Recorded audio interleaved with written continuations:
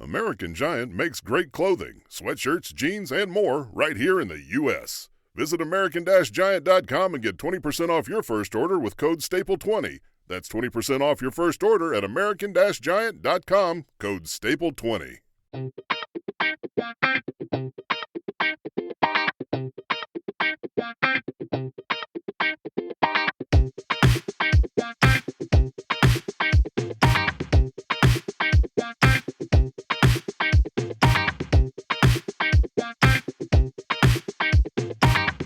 Hello, and welcome back to the Curious Kid Podcast, Season 5 finale. There is so much to get to this week. We have lots of people to thank, and even an apology to make. We have something to celebrate, an update to share with you. We are getting curious about a topic for Olivia's first grade class, and we are also going to share our favorite episodes and facts from Season 5 of Curious Kid Podcast. Let's start this off by thanking lots of very special people. I want to thank all of the different podcasts that were awesome enough to invite me onto their shows. I've appeared in episodes of Incredible Kids Podcast, like Time for Lunch, Reach, a space podcast for kids, Newsy Jacuzzi, At Your Level, the Kids Listen Activity Podcast, and of course, the 10 News. We are big fans of all of those podcasts, and we highly recommend them if you're looking for other fantastic kids podcasts. If you want to hear lots of extra content from us, you should definitely check out The 10 News. It's a twice-weekly current events podcast for kids. Each episode is about 10 minutes long.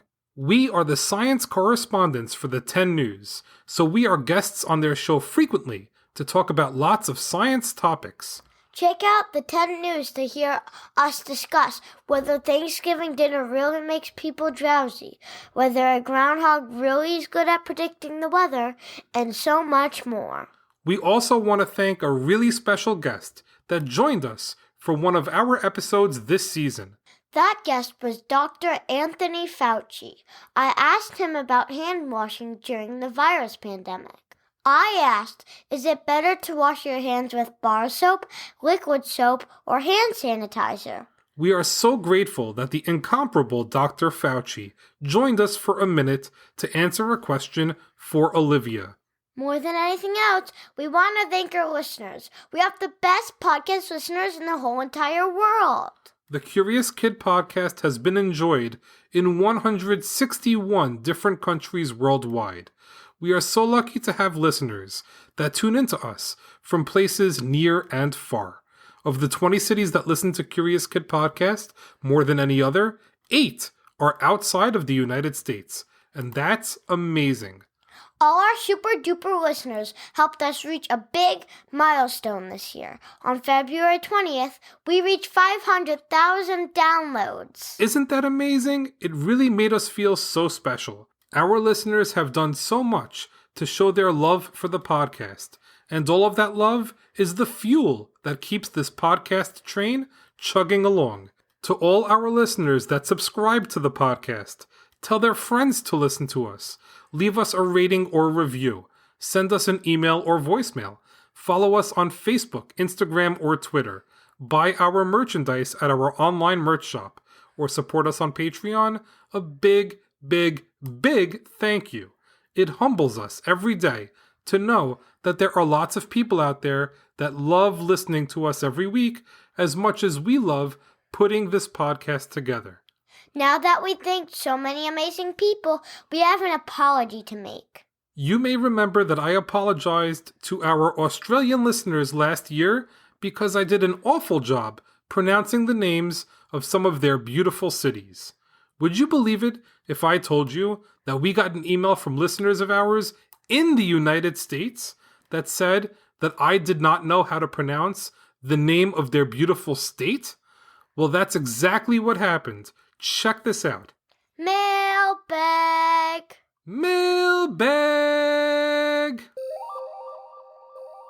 Hello! I want to thank you and Olivia for your Curious Kid podcast. My grandsons and I listen every day in the car, and every day we learn something new. Thank you. We live in Oregon, and us folks here in Oregon are very particular about the pronunciation of our state. Today, in your Bigfoot podcast, you, like most non-Oregonians, said Oregon. And when we hear that, we cringe. Smiley face emoji. The correct pronunciation is Oregon, with the emphasis on the first syllable. Thanks again for all you do. And if you ever come to Oregon, we'd be happy to show you and Olivia our beautiful state. Best regards, Paul, Abraham, and Caden of West Lynn, Oregon. Thanks so much for sending this email. It's nice to hear someone tell my daddy he's wrong once in a while. It doesn't happen enough. Yeah, I'm truly sorry that I pronounced the name of your beautiful state incorrectly, and I'll try never to make the mistake again. I'm curious to see if, as our listeners suggested, most people outside of Oregon pronounce the name of the state incorrectly. After listening to this episode, check us out on Facebook, Instagram, or Twitter to chime in and let us know how you pronounce it. Is it the incorrect Oregon that I was saying, or the correct Oregon? I'm curious to see how you say it. Who knows? Maybe I'm the only person that's saying it incorrectly. Stick around for just a few minutes to hear a special announcement, to hear our favorite episodes and facts from Season 5, and to hear the topics of the first 6 episodes of Season 6. Before we get to all of that, we have an interesting topic to get curious about. Mailbag! Mailbag! Hi, Jacob and Olivia. In social studies, we have been learning about U.S. symbols. We've talked about the Statue of Liberty, the bald eagle, and the Liberty Bell, to name a few. We learned that many of these U.S. symbols make us feel proud to be Americans. It was when we were learning about the Liberty Bell that we got curious. We know that it can be found in Philadelphia, Pennsylvania, and it rang a long time ago when the United States became a country. But we were wondering why it has a crack. We had some ideas. We thought maybe it was struck by lightning, or maybe the person that rang it too hard. Can you help us? Mrs. Rauer's first grade class. Thanks, Miss Rauer, for sending this wonderful email to my daddy. I've learned so much from you this year, and it's so exciting that we are getting curious for my first grade class this week. A big shout out to my school pals. Zena, Rachel, Armin, Blair, Katerina, Alex, Gabe, Olivia, Drew, Ricky, Mia, Aiden, Jackson, Sophie, Wyatt, Shane, Brendan, and Miles. Hi, everybody, and thank you for being curious and giving us something super interesting to get curious about. I think your class gave us a great idea for Question of the Week. The question of the week is, why does the Liberty Bell have a crack in it? Before we learn more about the famous crack in the bell, let's learn a bit about the fascinating history surrounding the Liberty Bell. The bell was made in 1751 to mark a very special 50-year anniversary. That means that the Liberty Bell is 270 years old, making it older than the United States itself. It was made to mark the 50-year anniversary of William Penn's Charter of Privileges, which was the original Constitution of Pennsylvania. Pennsylvania was named after William Penn. The end of the state name, Sylvania, is the Latin term for woodlands. That means that Pennsylvania translates to mean Penn's woodlands. When it was made, it wasn't originally called the Liberty Bell. The first name for the bell was the State House Bell, because it was kept at the State House, which today is called Independence Hall.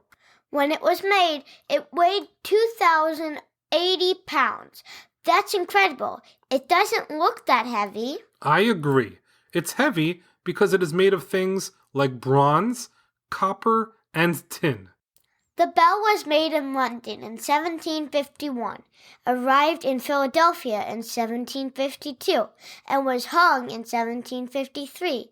And when it was hung, to hear the sound it makes, a small crack was already discovered. Uh-oh! There are words on the side of the bell, including a Bible verse that says, "Proclaim liberty throughout all the land unto all the inhabitants thereof." The bell rang often between the year it was hung in 1753 and the year that it was so badly cracked that it would not ring again, which was 1846. It rang for important occasions, like to mark the signing of the United States Constitution, and for the passing away of notable people like Benjamin Franklin and Alexander Hamilton. The name of the bell did not change to the Liberty Bell until the 1830s, when it became a symbol of the anti-slavery movement. And it was a wonderful symbol for the anti-slavery movement because of the beautiful Bible verse on it that calls for liberty for everyone. The word liberty means freedom to do what you want and not have to answer to anyone else. It was during the Civil War that the bell truly took on a new meaning and significance. It was originally a functional bell that rang to signal important events. It turned into a symbol for liberty that would last long after it rang for the final time. During the Civil War, it was a reminder that our beautiful United States, that used to be whole and united, had become cracked and broken. The bell is still used for special ceremonies today. On the 4th of July every year, descendants of the signers of the Declaration of Independence get together to tap the bell 13 times to honor the patriots of the original 13 colonies. The bell is also tapped yearly on Martin Luther King Day. You can get a good look at the bell by visiting Philadelphia, Pennsylvania. If you love American history, there are so many wonderful things to see in Philadelphia, including the Liberty Bell. Okay, Olivia, let's answer the question of the week. What's with the humongous crack in the Liberty Bell? Nobody is 100% sure what made this massive crack in the Liberty Bell, but the likely answer is that it was due to a repair job that didn't go quite as planned. At first, the bell developed a narrow crack from 90 years of heavy use. In the year 1846, the city wanted to repair the bell in time to mark George Washington's birthday holiday. Metal workers used a technique called stop drilling to widen the crack, thinking that it would prevent the crack from spreading any further. Their repair didn't go exactly as planned, because another crack developed when it rang out on Washington's birthday that year, which would silence the Liberty Bell forever. Don't go anywhere because we are about to share our favorite episodes and facts from Season 5. But before we do that, we have a big announcement. The Curious Kid Podcast has a fancy new website, and you aren't going to believe what the website address is. Head on over to www.CuriousKidPodcast.com for all things Curious Kid Podcast. All right, Daddy, why don't you tell us what your favorite episode from Season 5 was? My favorite episode was Curious About Whales. I learned so many interesting facts in that episode. Like, did you know that a blue whale's tongue is so big there is enough room on it for 50 humans to stand? It was also fun to learn about the story of Jonah and the whale. Whales are awesome. My favorite episode was Curious About Dogs. I love dogs so much, and it was fun to get curious about dogs and learn more about them. That was also a super fun episode. My favorite fact from Season 5 can be found in the episode Curious About Stars. In that episode, we learned that the sun is a yellow dwarf star. That means that the sun is pretty small compared to other stars, and that it's yellow, which means it's not as hot as white or blue stars. Even though it's not as big and not as hot as most stars, it is able to give us light and warmth from 93 million miles away. Mind blown. My favorite fact from the season was in the episode about cockroaches. In that episode, we learned that cockroaches could survive for over a week without their head. That's fascinating. That's a great one. Well, that's a wrap for this week's episode. Thanks so much for listening to this week's podcast, number 130, on the Liberty Bell. Great job, Olivia, and great job to Mrs. Rauer's first grade class for giving us an awesome historical topic to get curious about this week. Season 6 starts next week. Join us as we get curious about boomerangs, pee and poop, scorpions, the Titanic, soap, and gasoline. We kick things off next week by getting curious about boomerangs for a listener in Murrieta, California.